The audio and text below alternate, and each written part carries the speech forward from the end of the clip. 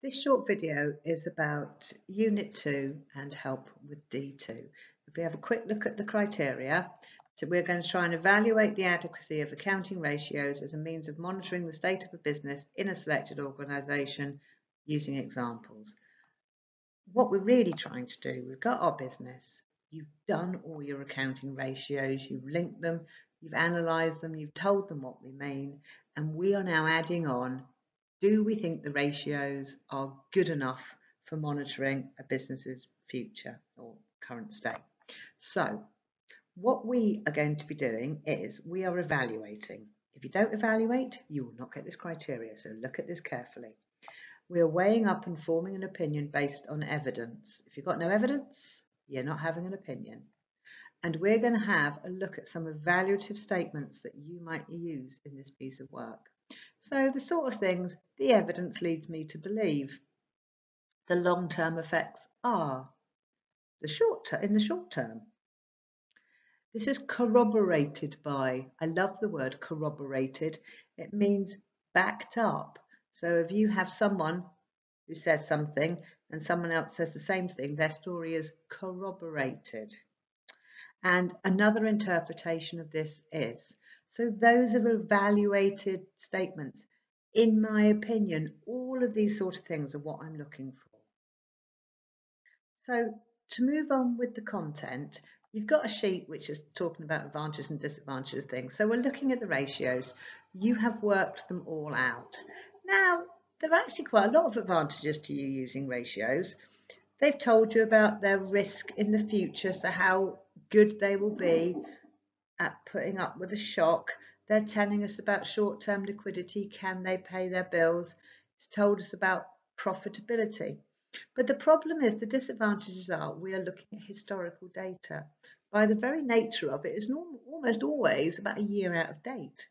So is looking at the past a good enough way of telling you about the future? I sort of think gearing is quite useful. So we're weighing up how good ratios are at telling the future. Now, when we looked at Sainsbury's and we looked at their ratios, we would have said their future is not very good. So if we now have a look at what else we could use for them, one of the things we could do is their share price. So their share price is a real-time view of what people think about the company. So this, please include a share price graph of your business in your work. I have here Sainsbury's share price history. Now, we worked out our ratios in 2019, and actually the ratios have been fairly good at predicting that the share price is dropping off because it didn't look so good. It's quite interesting. If you look at the right at the end, it's like a little tick, isn't it? What that big drop is, that's the coronavirus and all the stock markets around the world going. And that little upward tick is you going, ooh, food shops. They're the one thing that we still need, and they're going to be selling absolutely tons. So perhaps things are looking up. So in this business's case, the ratios were quite adequate at predicting their future, but I wouldn't rely on them entirely by themselves. So what else could we use? We could look at the state of the economies that they sell in. Now, at the moment, let's be honest, the coronavirus has really made the state of the economies pretty appalling everywhere. Every single one of your businesses will have had a share price drop, and your ratios wouldn't have predicted that, would they? Your ratios would not be able to take that into account. So are ratios an adequate way of looking at business performance? Certainly British Airways and EasyJet had really great ratios, and now look at the mess that they're in. So the state of the economies, the coronavirus has ruined the economy. Is that a better way of telling people's future? In other terms, we could look at competitors. So if we think about the airlines, British Airways and EasyJet having a pretty terrible time, there will be lots of other airlines that will go bankrupt.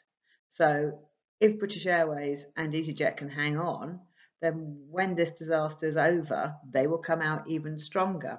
So do the ratios show that? No, the ratios show the current situation, what it was like when the ratios were written, not what it is like now.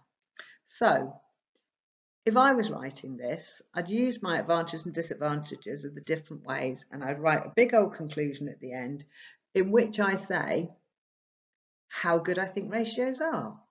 Would I ever use them? Would someone look at ratios? Would they be stupid to look at them? Would they be stupid not to them? Would you look at ratios but not look at the state of the economies, not look at the share price, not look at the competition? So we're saying, to what extent do ratios help you evaluate a business? That is the distinction.